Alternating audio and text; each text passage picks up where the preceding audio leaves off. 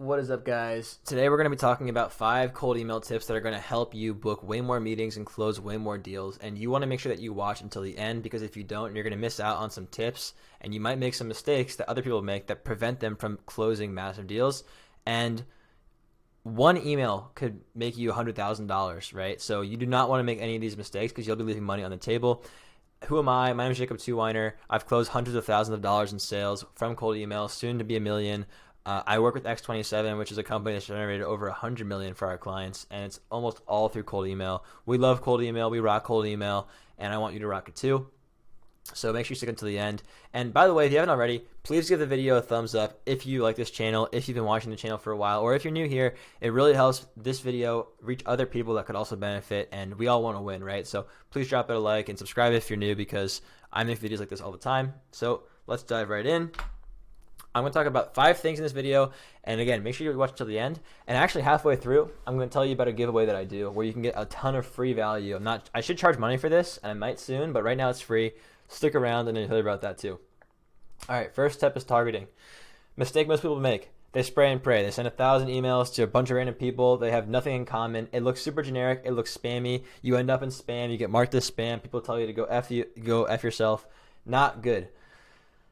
You want to target people. You can send more than one email at a time. You can send 100 emails at a time, right? But they have to be to a very specific market segment, because when you receive an email, it's either obviously commercial or it's obviously from a friend. And you usually delete the ones that are commercial and open the ones from a friend.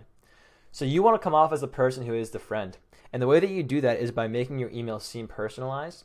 And you can do that by writing a custom first line, or you can also do it by making your copy so specific and so tailored to the person you're reaching out to that even though you sent that same email to 100 other people, they think it's custom. So for example, if you email the CEO of B2B sales software companies, so companies that help, that SaaS companies that specifically sell to sales teams, so things like Pipedrive or things like maybe HubSpot could be one. They're more marketing, but either way, you have another one. Let's say another CRM could be Salesforce, or these different CRM companies. They're SaaS companies that specifically sell to salespeople.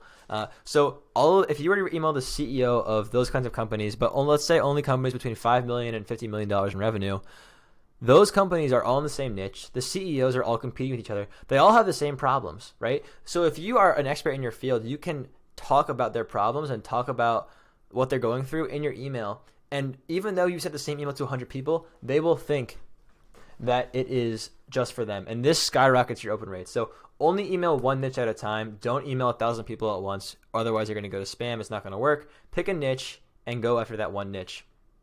And make each company as similar as possible in terms of company size, location, the person you're reaching out to, all that stuff. Well, how do you know who to target though, Jacob? How do I know who to reach out to? Case studies. That's how. This was supposed to be in slide number 2, but slide number 2 is blank. So number 3, even though it's number 2, is case studies. Look at your past wins. We are problem solvers. As salespeople, we are solving people's problems. That is what we do. We are merchants of value. People pay to solve their problems, to make their pain go away.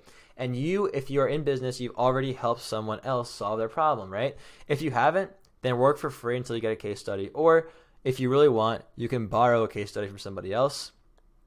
And you can just use their case study to sell for them. And then it's kind of, if you're confused about that, then maybe I'll make a video about it. But the point is, you should have your own case studies. You can get your own case studies.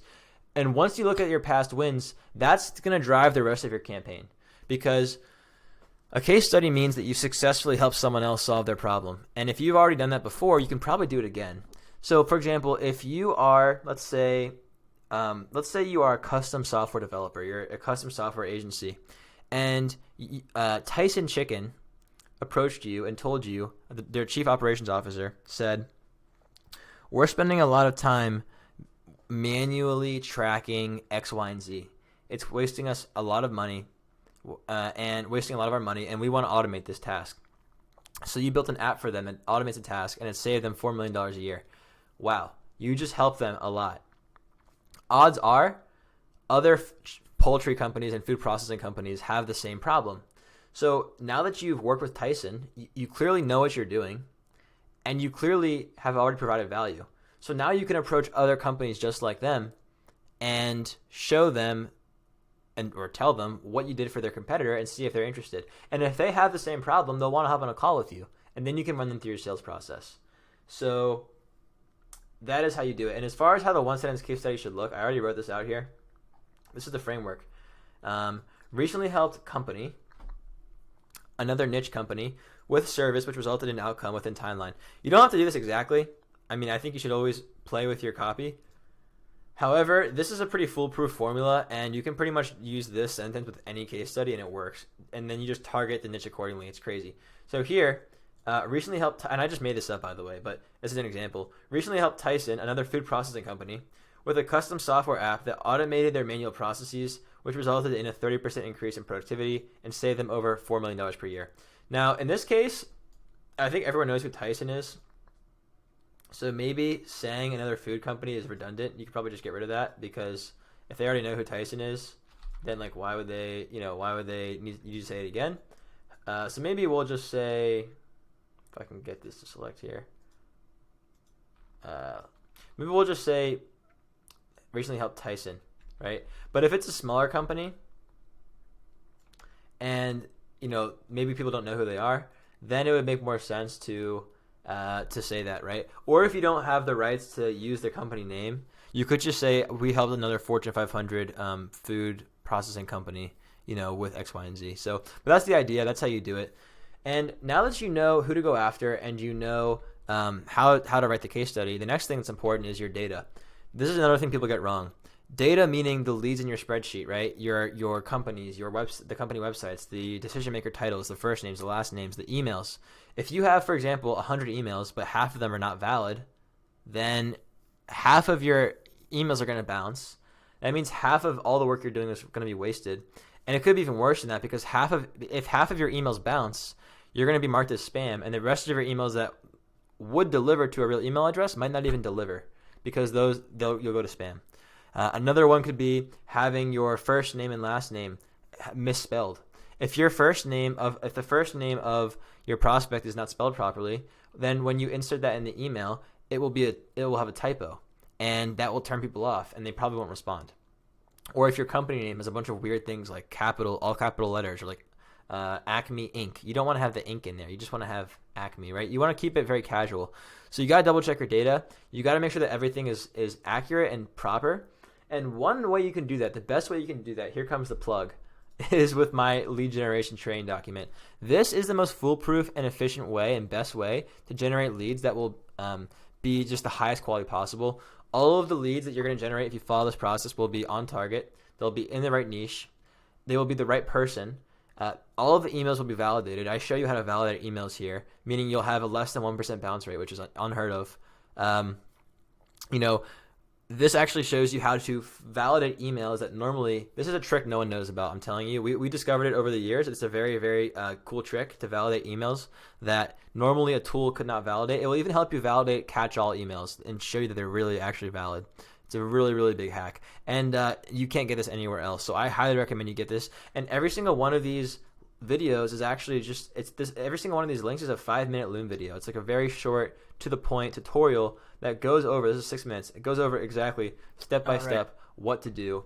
And it's so bulletproof, written and verbally, explained. You could give this to a virtual assistant and have them generate leads for you on autopilot, and you wouldn't have to do anything. You just pay them a very small amount of money, and they generate your leads for you, and you can just sit back, relax, and send your cold emails, and it's pretty easy. All you have to do is go to the description, click the link, and you will go to this page where you can enter your name and your email. Click this button. I'll send it over to you. I'm going to probably charge for this soon, so get it while it's still free. It's awesome. All right. Now, number 4 is your copy. So we've already talked about copy a little bit, but you definitely want to have killer copy. You want to have a cold email that is custom, short, to the point, talks about a case study, has a call to action. In fact, I will go through, and I have a ton of videos about cold email, like some cold email scripts and how to write cold email scripts, and you can check those out. But as an example, this is the framework for a good cold email, okay?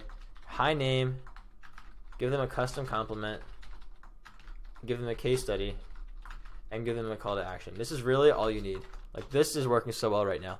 So this is what they look like in practice. Hi, John. Came across Acme while looking for, let's say, I don't know, agencies on Clutch. Love the work you did with ABC. I recently helped another agency generate over 80 leads in 6 months and close 1 million in sales using outreach like this. Can you take on more clients? Let me know and I'll send over a few times. Thanks, Jacob. So in this email script right here, what you're doing is you have a custom compliment. So when they see it in their email inbox, they're going to open it up because they think it's a compliment. They're going to see it's custom, that you're not just spamming people. Even though all you customized here was their company name, their name, and this case study. That's actually a hack to make it look custom. Then the case study, you helped someone just like them generate $1 million in 6 months. So if they're all interested in more leads and they know that you can help them, and then you ask them, can you take on more clients? Let me know, and I'll send over a few times. So it's a call to action. Very simple. We don't have a bunch of bolding. We don't have a bunch of bullet points. We don't have a bunch of images or links or any of that stuff. No, nothing crazy. Just simple, plain text copy, very short to the point. This is what works. This is what you should be doing. And then lastly, the very last thing that we have here is tracking. If you're not tracking your email campaigns, you have no way to improve, and that's a big mistake. Just like anything in life, if you're not measuring it, you're not gonna know if you improve. If you're working out in the gym, you're not measuring your lifts, you're not gonna know if you're increasing, right? If you're running, you're not gonna know if you're getting better if you don't measure your time. If you are doing sales, you're not gonna know if you're improving if you're not tracking your numbers. So tracking your cold emails is really important. Let's say you're getting every 100 emails you send, you're getting 4 meetings booked, and you think that's good, 4%, right? That's pretty good. But you're not tracking, so you don't know the other metrics. Well, let's say you start tracking and you realize your open rate's only 40%, which is not that good. Like our open rates at email at X27 are at least 80%, what we recommend, right? So if you're getting less than 80% open rate, you're already screwing up. That's the very first thing to check. Are you even being opened? If not, you might be going to spam. You could have a bad subject line. You could have a bad first line, or maybe the niche you're sending to doesn't even open their emails. But either way, simply by doubling your open rate from 40% to 80%, you can automatically increase your sales by 2, right? So always tracking. So for example, I have a tracking sheet that I use, and it helps me keep on top of my campaigns. So for example, I haven't updated this particular one in a while, but you can see that these campaigns were not doing that well. I had very poor open rates. I was trying different subject lines. I was trying different scripts, and the response rates were pretty poor. The meeting book rates were pretty poor. I mean, 3% is all right, but it's not great. And I decided that it was just a niche. I don't think IT companies respond very well to emails. Tech titles tend not to respond that well. So this niche wasn't that good. But then video production companies love the offer. Look at this, 100% open rates, right? 96% open rate, 85% open rate, 20% response rates. This one had almost a 30% reply rate, which is insane. And this one had a 13% meeting book rate. This had a 15% meeting book rate.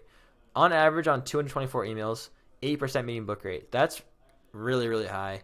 And I wouldn't have gotten there if I wasn't tracking my campaign. So I recommend using a cold email tool like Mixmax to track your send. You can use Lemlist. They're all the same, very similar. And then track the stats and figure out, okay, am I being opened? If yes, then good. If not, why not? And then keep tweaking to figure out why that's not happening until you get to an 8% open rate. And you can do that by just sending 20 emails at a time. You don't have to send 100 emails. You can send 20 emails, look at the stats, and optimize until you're hitting at least a 70% open rate, at least a 20% reply rate, and at least I have 6% here, but I think 4% as a minimum is okay, somewhere in that range. But until you're hitting those numbers, you need to keep tweaking and optimizing, and you can't do that without tracking. So that's 5 tips for cold email to help you book more meetings. If you want extra help, you can grab my lead generation training document, and you can also hire me for cold email consulting.